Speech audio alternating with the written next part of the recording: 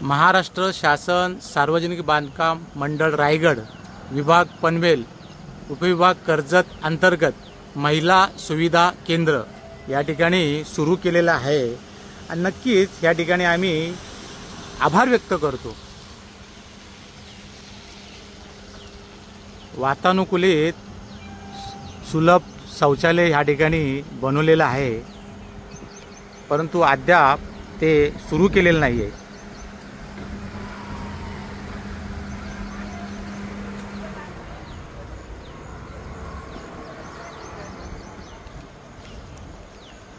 लवकरात लवकर हे जे सुविधा केंद्र आहे ती सुरू करावं।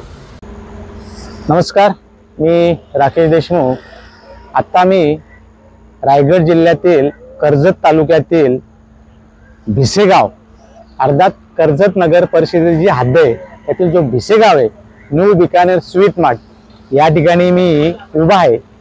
मागील काही दिवसापूर्वी मी ह्या ठिकाणच्या ज्या समस्या होत्या, ज्या नागरिकांना भेडसावत होत्या, मग ट्रॅफिकच्या संदर्भात असेल किंवा शौचालयाच्या संदर्भात असेल किंवा इतर काही समस्या ह्या ठिकाणी ज्या नागरिकांना भेडसावतात, त्यासाठी मी या ठिकाणी एक व्हिडिओ बनवला होता आणि त्या व्हिडिओची दखल घेऊन जर तुम्ही आता बघत असाल तर मागे या ठिकाणी सुलभ शौचालय स्थानिक प्रशासनाच्या माध्यमातून बनवलेलं आहे आणि नक्कीच या ठिकाणी मी स्थानिक प्रशासन असेल, आजी माजी नगरसेवक असतील, गावचे पाटील असतील, संजयजी हजारे, या सर्वांचं मी या ठिकाणी आभार व्यक्त करतो, त्यांना धन्यवाद देतो। आधुनिक भारताचं सुलभ शौचालय या ठिकाणी तयार केलेलं आहे, महिलांसाठी सध्या बनवलेलं आहे।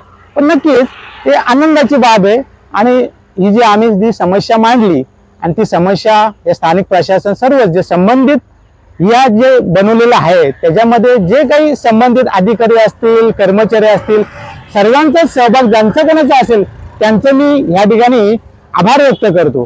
परंतु दुसरी अशी एक बाब आहे की हे जे सुलभ शौचालय असेल महिलांसाठी, हे 2-3 महिन्यापूर्वीच हे तयार झालेलं आहे, परंतु अद्याप ते सेवेसाठी उपलब्ध करून दिलेलं नाहीये।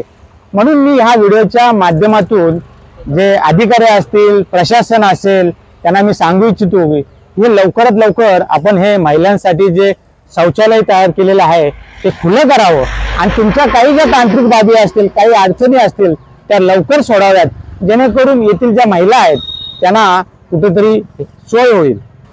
एक समस्या आमची सोडवलेली आहेत, परंतु अजूनही बऱ्याचशा समस्या आहेत।